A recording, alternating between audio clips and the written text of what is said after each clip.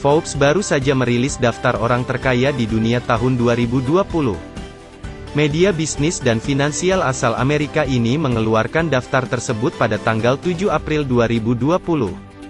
Ada sekitar 2095 orang yang masuk dalam daftar ini. Dan 14 diantaranya adalah orang Indonesia. Untuk ranking tingkat dunia, orang terkaya nomor 1 Indonesia menempati urutan 85. Sedangkan peringkat 1 dunia masih diduduki bos Amazon, yakni Jeff Bezos serta diikuti Bill Gates pada peringkat 2. Berbicara tentang 14 orang Indonesia yang masuk daftar Forbes 2020. Tentunya kamu pasti penasaran kan dengan mereka ini? Lalu siapa saja mereka? Dan apa saja bisnisnya hingga bisa menjadi kaya raya seperti saat ini? Berikut 14 orang terkaya di Indonesia tahun 2020.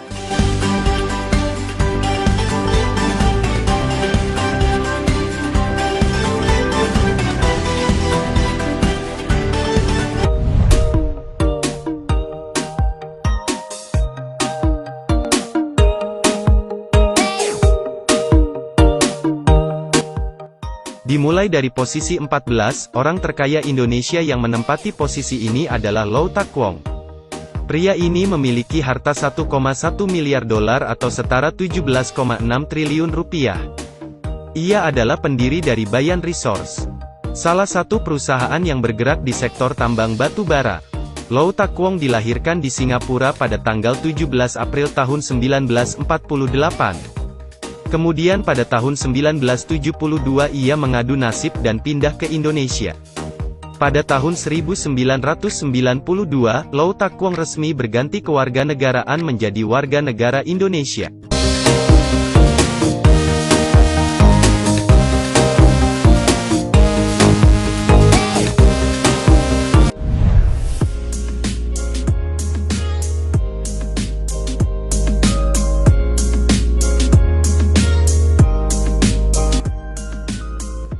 Sukanto Tanoto merupakan pemilik Royal Golden Eagle International.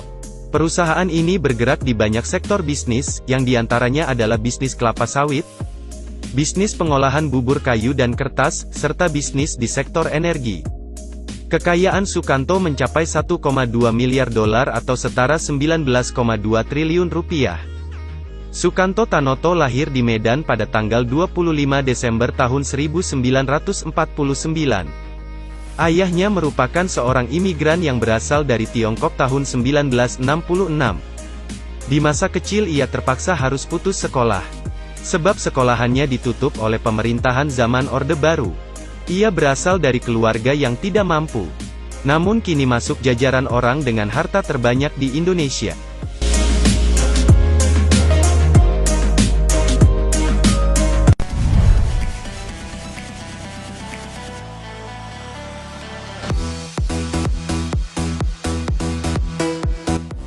Djoko Susanto atau Kwok Wee Fo merupakan pengusaha yang lahir di Jakarta tahun 1950.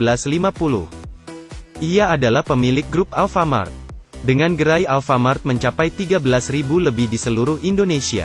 Kekayaan Djoko Susanto berkisar 19,3 triliun rupiah. Sama seperti Sukanto Tanoto, Djoko Susanto pun juga harus putus sekolah di zaman Orde Baru. Hingga pada usia 17 tahun ia mulai membuka usaha toko kelontong. Toko tersebut menjual bahan makanan dan rokok. Berkat kegigihannya, kini toko kelontong pun berubah jadi Alfamart seperti yang kita kenal saat ini.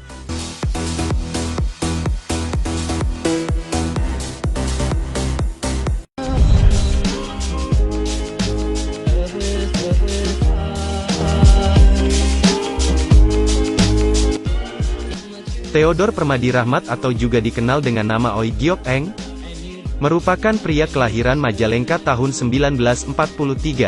Harta kekayaan Theodore Rahmat saat ini mencapai 19,4 triliun rupiah. Kekayaan yang ia miliki ini berasal dari perusahaan tambang di Kalimantan. Selain itu ia juga menggeluti usaha di sektor agribisnis.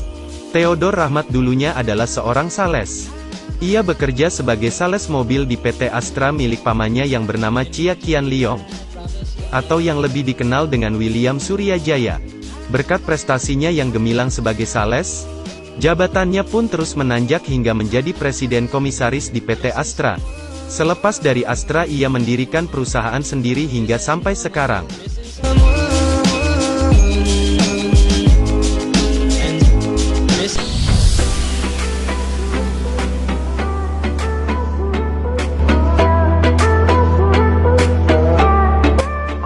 Murdaya Pou adalah pengusaha kelahiran Indonesia yang memiliki banyak bisnis. Kekayaan Murdaya Pou saat ini mencapai 19,6 triliun rupiah. Kekayaan triliunan rupiah ini bersumber dari beberapa bisnis. Di antaranya adalah bisnis di bidang investasi perkebunan kelapa sawit, bisnis produsen kayu lapis, serta bisnis di sektor teknik dan teknologi informasi. Selain itu ia memiliki hampir setengah kepemilikan PT Metropolitan Kencana Tbk, yang merupakan pengembang kawasan pemukiman mewah Pondok Indah Jakarta. Namun siapa sangka sebelum kaya seperti sekarang, Murdaya Pou dulunya adalah seorang tukang koran.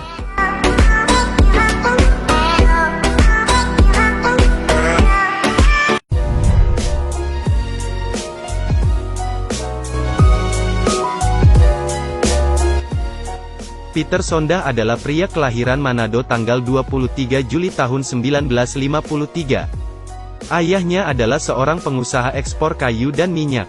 Selepas ayahnya meninggal, ia yang meneruskan usaha bisnis tersebut hingga sesukses sekarang. Kekayaan Peter Sondah saat ini mencapai 25 triliun rupiah. Kekayaan ini berasal dari banyak bisnis di bawah grup Raja Wali Corpora yang ia bentuk. Seperti diketahui Raja Wali Corpora menggarap banyak bidang usaha, yang diantaranya adalah mendirikan stasiun televisi RCTI tahun 1987,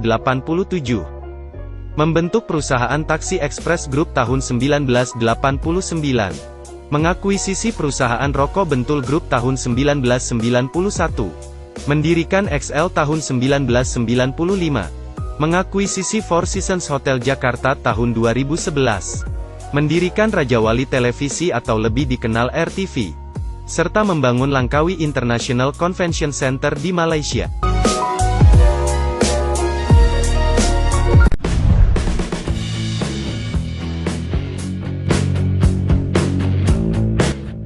Mochtar Riyadi merupakan sosok pendiri dari Lipo Group. Lipo Group ini memiliki banyak cabang bisnis. Di antaranya Lipo Bank yang kini berubah menjadi Bank CIMG Niaga, Matahari Department Store, First Media, Hypermart, Foodmart, hingga ratusan mall di seluruh Indonesia dengan nama awalan atau akhiran Lipo Mall. Mochtar Riyadi memiliki kekayaan mencapai 27,2 triliun rupiah. Selain itu, anak Mochtar Riyadi yang bernama James Riyadi juga dikenal sebagai pengusaha. Diketahui saat ini James Riyadi sedang dalam proses pembangunan Meikarta. Mega proyek yang berlokasi di Cikarang ini dijadwalkan rampung pada tahun 2021.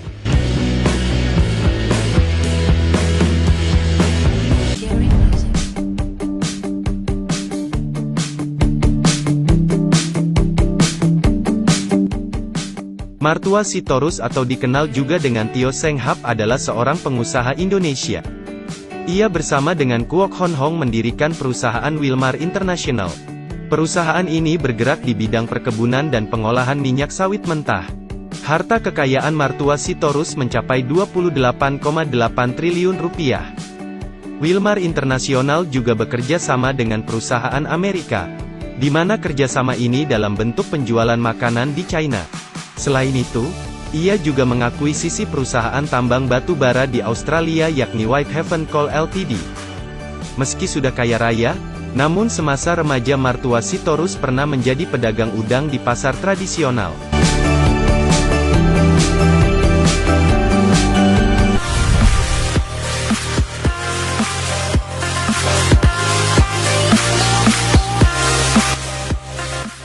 Chairul Tanjung adalah pemilik PT Chairul Tanjung Corpora, atau yang lebih dikenal dengan sebutan Citicorp. Chairul Tanjung memiliki kekayaan mencapai 3,1 miliar dolar, atau dalam rupiah setara dengan 49,6 triliun. Citicorp yang ia bangun pada tahun 1987 ini memiliki banyak unit bisnis, yang diantaranya adalah bisnis di sektor perbankan, bisnis hiburan Transkop, bisnis di sektor retail, bisnis properti, hingga sektor energi dan agrobisnis.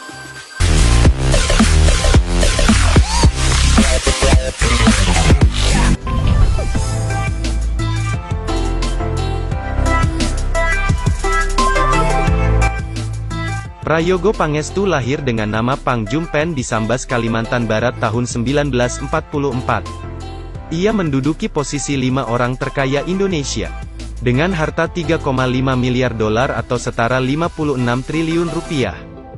Prayogo terlahir dari keluarga miskin.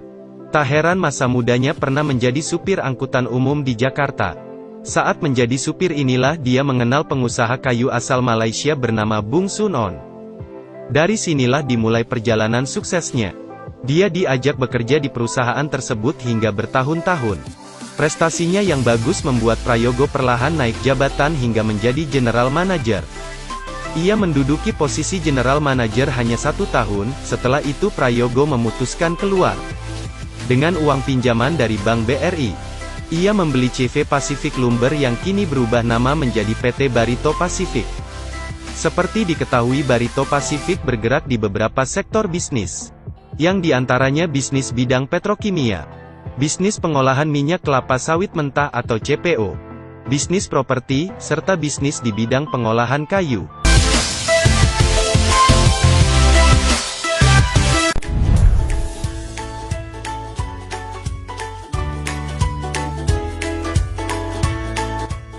Dato Sri Tahir adalah pengusaha yang menduduki posisi 4 orang terkaya Indonesia. Ia lahir di Surabaya tahun 1952 dengan nama Ang Chun Ming. Harta kekayaan Tahir mencapai 4,1 miliar dolar atau setara 65,6 triliun rupiah. Kekayaan ini ia dapat dari grup Mayapada yang ia dirikan pada tahun 1986. Mayapada Group memiliki banyak unit usaha, seperti bisnis di sektor perbankan dengan mendirikan Bank Mayapada. Lalu ada bisnis di pertelevisian dan radio. Bisnis di sektor kesehatan dengan membangun rumah sakit dan klinik. Bisnis retail dengan mendirikan beberapa mall di Indonesia, serta bisnis di sektor properti. Tahir adalah salah satu pengusaha dicap paling dermawan di Indonesia. Ia tak pelit mengeluarkan uang untuk urusan sosial dan pendidikan. Tercatat ia pernah menggelontorkan 475 miliar untuk pendidikan Indonesia dan negara tetangga. Ia juga aktif membantu orang miskin dan para penderita kanker. Dan yang terbaru ia menyumbangkan 52 miliar untuk melawan virus corona. Uang ini disalurkan ke beberapa provinsi di Indonesia.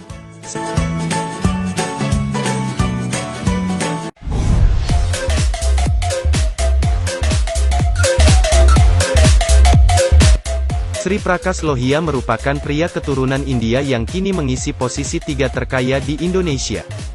Ia lahir di kota Kolkata, India pada tanggal 11 Juli tahun 1952. Dan kini sudah berstatus sebagai warga negara Indonesia. Sri Prakas memiliki harta kekayaan mencapai 4,3 miliar dolar atau setara 68,8 triliun rupiah.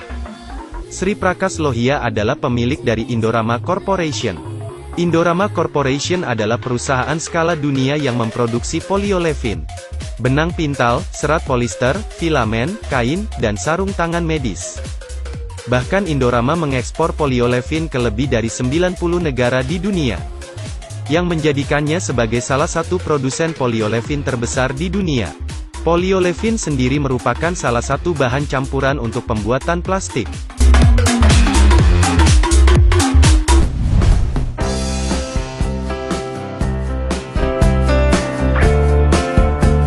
Seperti tahun-tahun sebelumnya, posisi 2 masih ditempati oleh Michael Bambang Hartono.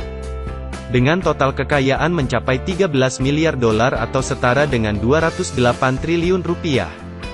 Harta sebanyak ini ia dapat dari beberapa bidang usaha. Dan terbesar bersumber dari perusahaan rokok jarum yang ia miliki. Michael Hartono dan adiknya yang bernama Robert Budi Hartono mewarisi perusahaan jarum setelah ayah mereka Oi Wiguan meninggal tahun 1963. Di tangan mereka berdua, perusahaan jarum semakin berkembang. Dan mereka pun mendirikan grup jarum yang di dalamnya terdapat beberapa sektor usaha jenis lain. Dan salah satunya adalah Bank BCA.